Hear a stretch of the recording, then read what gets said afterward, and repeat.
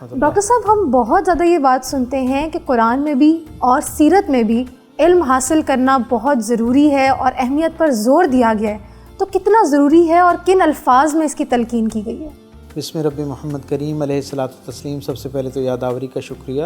اور آج کا جو عنوان آپ نے منتخب کیا وہ بھی زندگی کے بہت قریب ہے، اور اگر آپ مجھے اجازت دیں تو میں یہ کہنے میں حق بجانب ہوں کہ یہ خیر کے بہت قریب ہے۔ سارا خیر جو ہے وہ علم کے ساتھ وابستہ ہے، اور علم ایک ایسا عظیم الشان خزانہ ہے کہ جس سے انسانی زندگی کے اندر جہاں راحت آتی ہے، عزت آتی ہے، وہیں پر ہی انسان کو اپنی ذات سے بھی معرفت حاصل ہوتی ہے اور اپنے رب کا عرفان حاصل بھی ہوتا ہے۔ یہ ایک ایسا خیر کی ابتدا ہے اور خیر کا ایسا مضبوط حوالہ ہے کہ اس نے ہر زمانے کے انسانوں کو معطر اور منور کیا ہے۔ رسول رحمت صلی اللہ علیہ وسلم کے لائے ہوئے فرمان کے اندر آپ کے رسول رحمت کی زندگی کو جب ہم دیکھتے ہیں تو ہمیں یہ اندازہ ہوتا ہے کہ آپ صلی اللہ علیہ وسلم زندگی کے جس روپ کے اندر ہمیں نظر آتے ہیں، جس حوالے میں بھی ہم حضور کو سوچنا شروع کرتے ہیں، حضور ہمیں بے مثل اور بے مثال نظر آتے ہیں۔ حضور اگر بطور سپہ سالار نظر آتے ہیں تو آپ سے بہتر کوئی سپہ سالار نظر نہیں آتا۔ اگر ہم رسول اللہ صلی اللہ علیہ وسلم کو میدان جنگ کے اندر دیکھتے ہیں تو حضور سے بہتر کوئی نظر نہیں آتا، میدان تجارت میں دیکھتے ہیں تو حضور سے بہتر کوئی نظر نہیں آتا، خانگی معاملات میں آپ سے بہتر کوئی مثال پیش نہیں کی جا سکتی۔ بین الاقوامی اس زمانے کا جو تناظر تھا، اس کی جو ریکوائرمنٹ تھی، اس کو جس طرح آپ ایڈریس کرتے ہوئے نظر آتے ہیں، اس کا کوئی دوسرا مثالیہ نظر نہیں آتا۔ آپ زندگی کے ہر کردار میں بے مثل اور بے مثال ہیں، لیکن میرے کریم رسول صلی اللہ علیہ وسلم جب اپنا خود تعارف کرواتے ہیں تو آپ اپنا تعارف اس انداز میں کرواتے ہیں کہ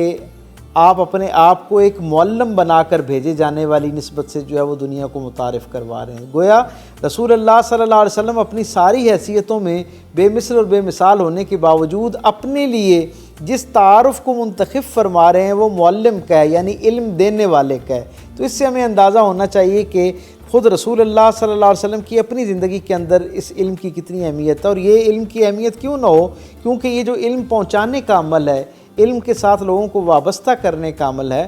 یہ خود سرکار دو عالم صلی اللہ علیہ وسلم کی جو بطور نبی جو فرائض ہیں، ذمہ داریاں ہیں، قرآن حکیم نے جو 4 بنیادی آپ کے ذمے کام لگائے ہیں، جو آپ کی فضیلتیں بیان کی ہیں بطور جنہیں ہم کار نبوت کہتے ہیں، ان کے اندر کیا ہے؟ بہت بنیادی بات اللہ نے یہ کی کہ یہ وہ عظیم الشان رسول ہے جو وَيُعَلِّمُهُمُ الْكِتَابَ وَالْحِكْمَةَ، جو کتاب کا علم بھی عطا کرتا ہے، اور پھر اس کے ساتھ اس علم کے اندر موجود جو عظیم الشان خزانے ہیں خیر کے، جو عظیم الشان اللہ کی معرفت کے اسرار موجود ہیں، انہیں لوگوں کو گویا ان کے اندر موجود وہ جو پنہر اللہ کا خاص حکمت سے بھرپور راز ہے، اس سے لوگوں کو شناسائی عطا کرتا ہے۔ تو علم جو ہے وہ تو رسول اللہ صلی اللہ علیہ وسلم کی زندگی کا، آپ کی سیرت کا ایک بہت بنیادی خاصہ ہے، اور نہ صرف یہ فضیلت جو ہے وہ سرکار دو عالم صلی اللہ علیہ وسلم کے ساتھ وابستہ ہے، بلکہ قرآن حکیم ہمیں یہ رہنمائی عطا کرتا ہے کہ اللہ نے جناب آدم علیہ السلام کو اس وقت کی ساری مخلوقات کے اوپر فضیلت اس لیے عطا کی